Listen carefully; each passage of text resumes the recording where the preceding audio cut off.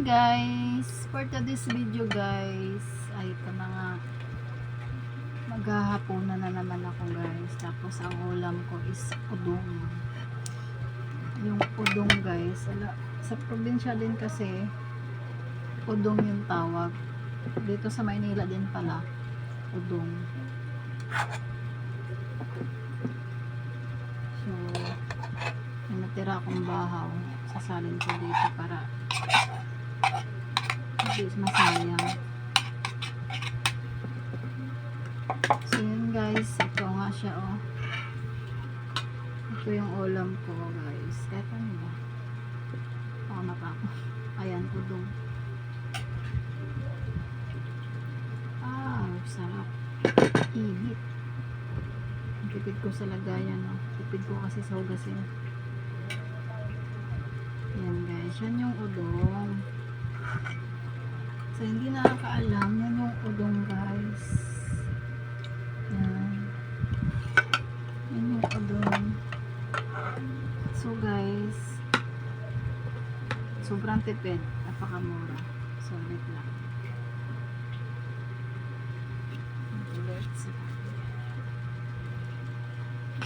Ano lang to, magkano to? 10 piso, tapos yung sardinas. Grabe. Kain po tayo. Grabe guys, napakamahal na pala talaga ng bilihin, no? Alam mo ba yung sardinas kung magkano na? 32.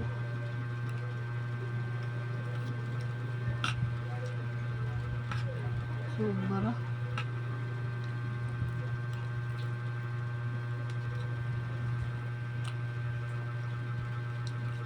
Kawawa yung ano? Kawawa yung maliit ang kinikita. Tapos maraming kaltas. Tapos yung bilihin ganun ka ano, kamahal. Sa inyo ba guys yung gulay, may 10 tali pa ba nabibili? Sa amin wala na, 20 pesos na per tali.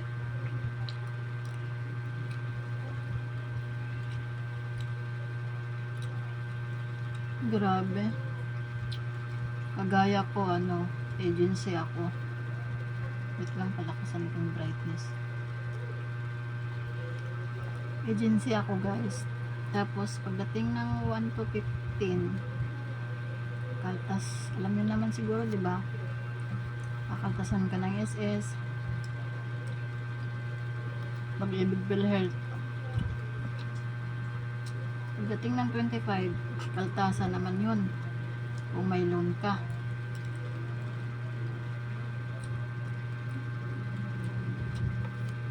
Kasi ito pa, yung insurance namin lagi nagkakaltas yun tuwing sahod.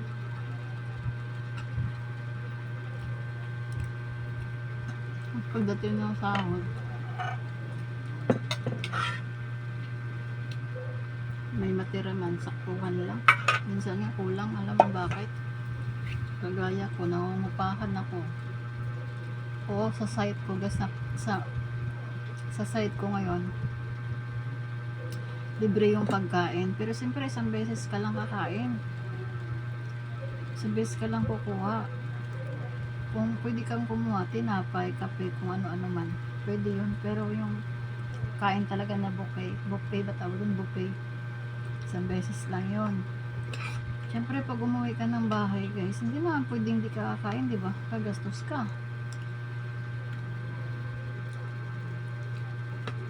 Maliban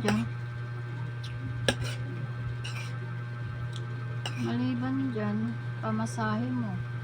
Siyempre, may luho ka sa katawan. Bago dumating ang sahod, mangungutang ka. Sobrang hirap, napakahirap. Tapos dagdag yung bilihin, napakamahal.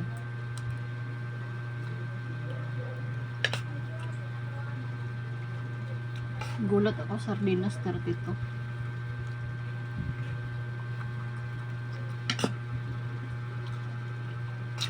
Punta lang yung maliit ako, yung 20 pesos namin, makakabili yun ng sardinas. Pero ngayon,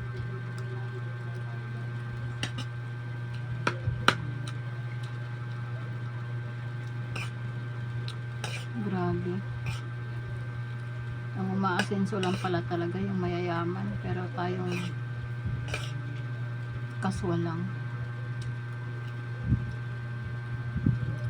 Hirap.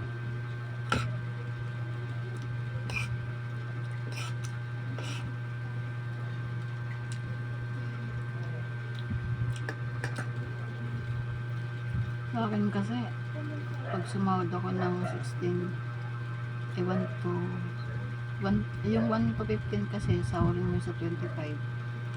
Pagdating ng 25, siyempre guys, bayaran ng bahay, tubig, ilaw. Bago dumating si 25, hindi naman pwedeng hindi ka magkautang.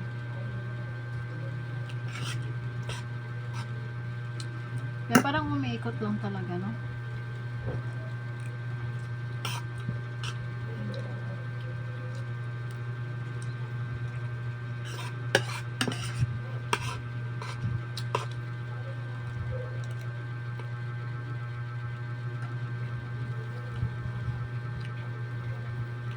Umiikot lang yung kita mo, minsan kulang. Kung may sobra man, bibili ka ng low ng katawan mo. Siyempre, hindi naman pwede hindi ka bibili. Lalo na sa babae. Siyempre, may arte din yung sa katawan, may pangailangan. Hygiene. Pakahirap isipin, pero nagtaka ako. Ang daming naghirap. Pero believe ako talaga sa mga taong mayayaman kasi sa umaga pa lang, ginto na yung kinakain nila.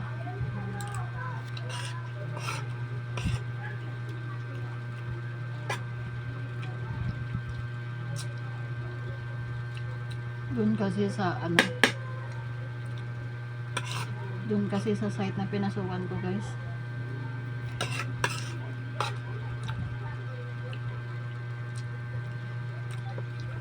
five star kasi yun.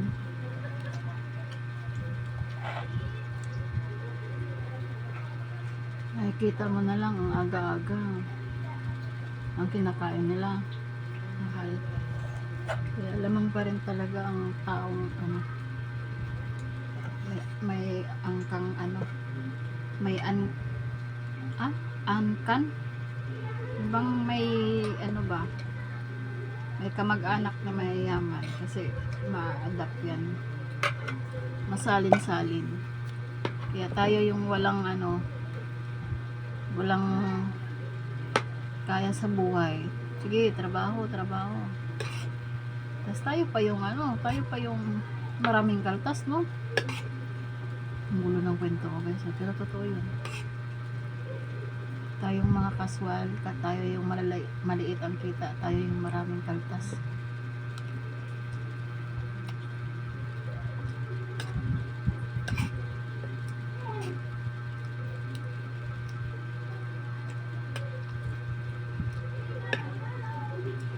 Minsan nga naisip ko, siguro ang sarap maging mayaman.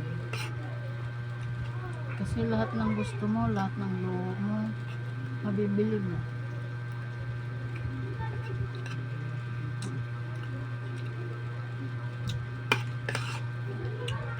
Ewan ko.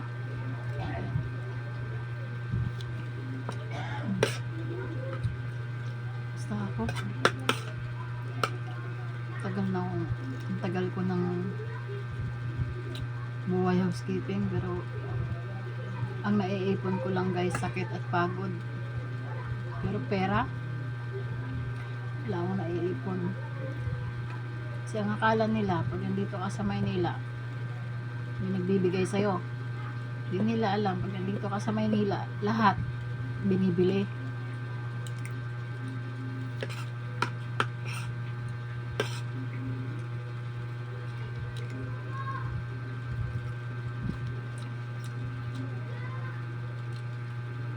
Ganun ang realidad dito sa Maynila, walang libre. Sa probinsya, may libre, masipag ka, magtanim ka, makakain ka. Pero ang hirap kasi dun pera din, ang tagal.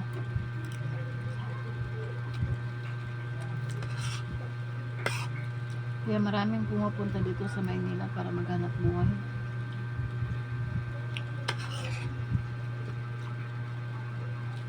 Yung iba pinalad, yung iba hindi.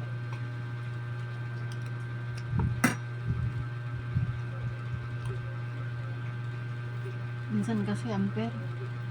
Kung wala ka natapos, hindi ka makakapasok ng magandang trabaho. Kung hindi ka maganda, kung wala kang height, wala.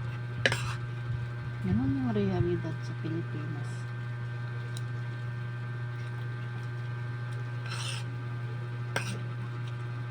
May discrimination.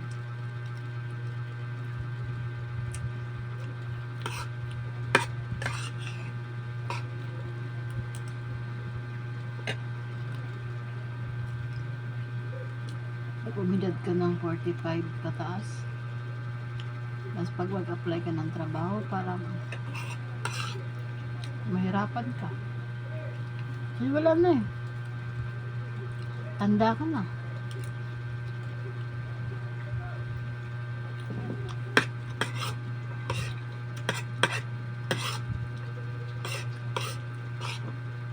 Pero kaya pa naman maghanap buhay ng tao.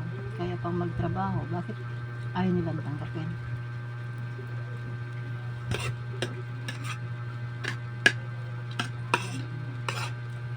May ganong agency. Yung iba nga dun, 18 to 35, pag lagpas ka na, hindi ka na pwede.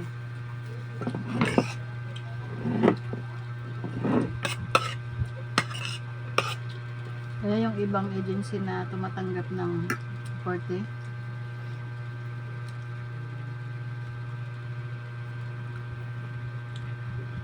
pa ano, yun ang maganda kasi hindi sila namimili. Iba kasi namimili, maganda, bata pa, tamad naman.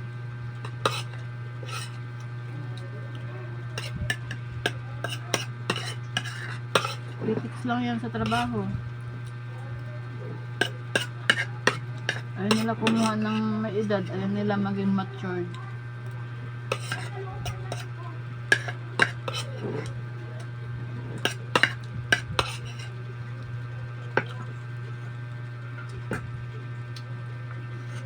Guys, ang dami ko nang nakain.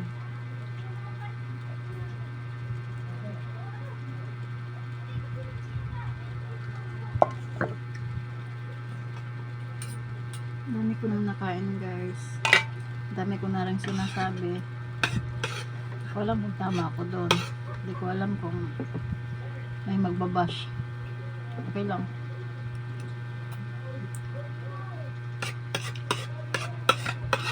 Totoo naman, lahat tayo maliliit. Tayo yung kawawa.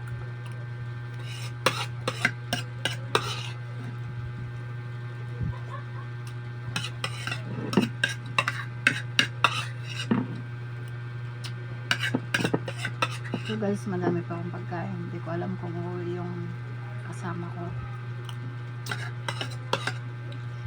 Pag hindi uuwi, kailangan ko siya ibigay kasi sayang naman kung mapanis. So yun lang guys, tapos na yung pagkain ko. Hanggang dito na lang din yung video ko. Sa lahat ng nag-subscribe sa aming YouTube channel, umaabot na po ako ng 916. Thank you po sa inyong lahat. Dahil po yan sa araw-araw kong pag-live. Salamat sa lahat ng nanonood. Napaka-bless niyo po. Si Lord na pong bahala magbalik sa inyo.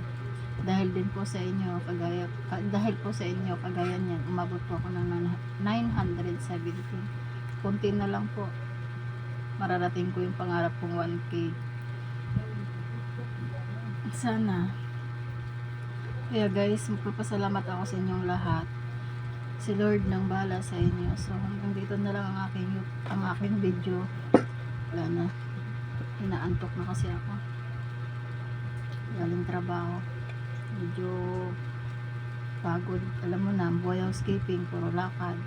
Tapos ang CR na hawak ko, 8 CR guys, isang tao. Kaya ramdam ko yung alay ng paa. Hirap. So syempre, sabi nga nila, steadfast. Kailangan mo maging matatag. habang nandito pa tayo sa mundo, laban lang. Kasi pag wala na, wala na. So guys, hanggang dito na lang, masyado na akong madrama. So, salamat sa lahat. Si Lord na magbalik sa inyo. Thank you so much. Bye bye guys.